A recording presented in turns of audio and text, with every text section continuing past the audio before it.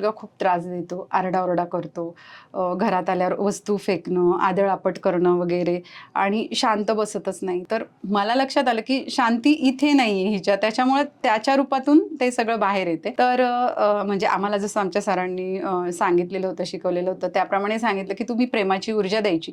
मग ती तुम्ही कशातून देऊ शकता? पाण्यातून देऊ शकता. म्हणजे पाणी देताना अफर्मेशन्स देणं की तो शांत होत आहे. म्हणजे हा प्रयोग सगळे करून बघू शकतात. म्हणजे आत्ताही जे व्ह्यूअर्स आहेत त्यांनी पण करून बघा की तुम्ही पाणी देताना, नवरा घरात आला, मुलं घरात आली तर पाणी देताना व्हायब्रेशन्स द्या. जेवायला वाढताना पण मी माझी प्रेमाची ऊर्जा त्याच्यासोबत देत आहे आणि निसर्ग त्यासाठी मला मदत करत आहे.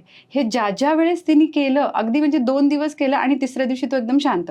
पण याच्यात अट एकच आहे की हे चालू असताना तुम्ही तोंड बंद ठेवायचं, जे की तुम्ही करत नाही. पण त्या लेडीने ते केलं की मॅडम आता ते खूपच जास्त झाले, तर मग मी ते करूनच बघते. मग करूनच बघते म्हणून तोंडाने काहीच म्हणत नाही, आरडाओरडा करू नको किंवा शांत, काहीच म्हणत नाही. आतून फक्त प्रेमाची ऊर्जा देत राहा. प्रेमाची ऊर्जा दिली. तिसऱ्या दिवशी अगदी मॅडम म्हणजे त्या ऑफिसला भेटायला येऊन की जादू झाली. म्हटलं जादू विदू काहीच नाहीये, तुम्ही आतून शांत झाल्या. कारण तुम्हाला कळलं की मी शांत झाल्याशिवाय, माझी ऊर्जा शांत झाल्याशिवाय तिकडे पोहोचणार नाही, तो शांत होणार नाही. घरातलं वातावरण छान झालं आणि मुळात स्वतःमध्ये शांती आल्यामुळे काय झालं की गोष्टी वेळच्या वेळी व्यवस्थित व्हायला लागल्या. मग मुलं कशाला चिडचिड आणि आरडाओरडा करतील. म्हणजे ते माझ्यासाठी एकदम हार्ट टचिंग होतं एका आईचं की मी त्याला इतक्या दिवसाची ओरडत होते, त्याला मी काउन्सिलिंगला नेलं, त्याच्या टीचरला सांगितलं, त्याच्या बाबांनी मारलं, म्हणजे एवढं सगळं केल्यानंतर सुद्धा त्याची आदळआपट आरडाओरडा बंद होत नव्हता. आणि 2 दिवस फक्त शांततेत जेव घातला आणि पाणी दिलं. म्हणजे हे जे आहे की स्त्रीचं हे जे अन्नपूर्णा रूप आहे किंवा हे जे वेगळ्या वेगळ्या गोष्टी आहेत, तर हे न करता तुम्ही घरामध्ये फक्त शयनेषु रंभा का,